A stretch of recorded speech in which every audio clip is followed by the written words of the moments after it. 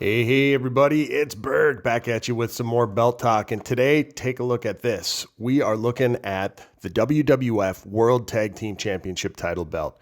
And in 1985, the WWF commissioned the King of Belts, Reggie Parks, to produce a new set of tag team titles for them. The design of these belts became iconic, partly because of their beautiful look and the fact that they were used for 17 years.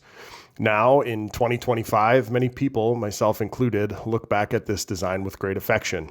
But while you may think of this as just one singular championship belt design, the WWF Classic Tag Belts had many variations that maybe you missed. So let's take a look together and see just what I'm talking about.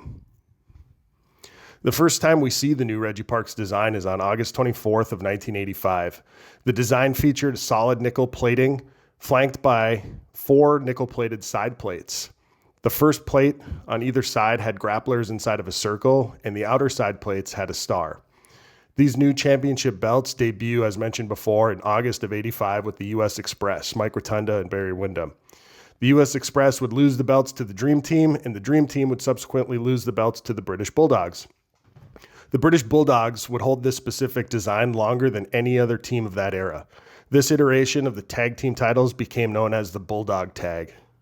The Bulldog Tag was used throughout 1986, and sometime in late 1987 is when we see the first variation appear when the belts were being held by Strikeforce.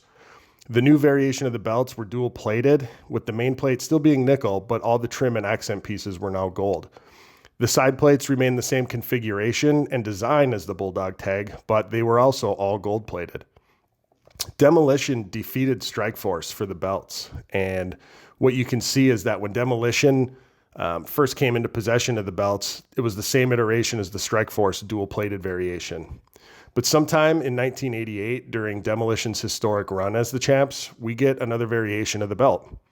The belts were still dual-plated, but the side plates had completely changed. Gone were the smaller square plates with the original Bulldog Tag designs, and now we see taller inner side plates with a curved top, a WWF logo, and grapplers in the center. The outer side plates were a bit smaller and also featured grapplers. All of the side plates are now dual plated, and we also see the addition of a belt tip on this variation. The belts changed hands several times throughout 1988 to 1990, but it was at WrestleMania 6 in Toronto that Demolition would again regain the titles by defeating the Colossal Connection. The following SummerSlam of 1990 is when we see another variation pop up. As the champs Demolition are walking to the ring, we see that they're now wearing an all-gold variant. The Hart Foundation would defeat Demolition for this all-gold version, and as they celebrate, we can see that the side plates have changed again.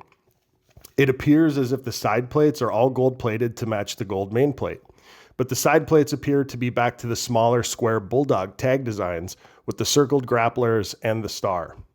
This new variation is also where we see the first appearance of the WWF Tag Team logo plate on the strap. By December of 1991, Hawk and Animal, the LOD, are now the champions, and we can see that the main plate has lost all of its paint.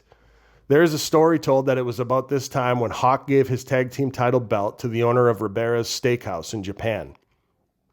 By February of 1992, we can see that the next variation of the titles shows up. This variant is commonly known as the Money Inc. titles. Upon winning the titles, Money Incorporated was given a set of belts where the red paint on the world globe was changed to black. The side plates on these belts are all gold plated and appear to have the shape and design of the Demolition dual-plated variant. The peculiar thing about this set of tag titles is that the side plates are in different order on the two belts. You can see Ted DiBiase's belt has the taller domed plate with the WWF logo as the inner side plate. On RS's belt, you can see that he's got the smaller side plate in the inner plate position.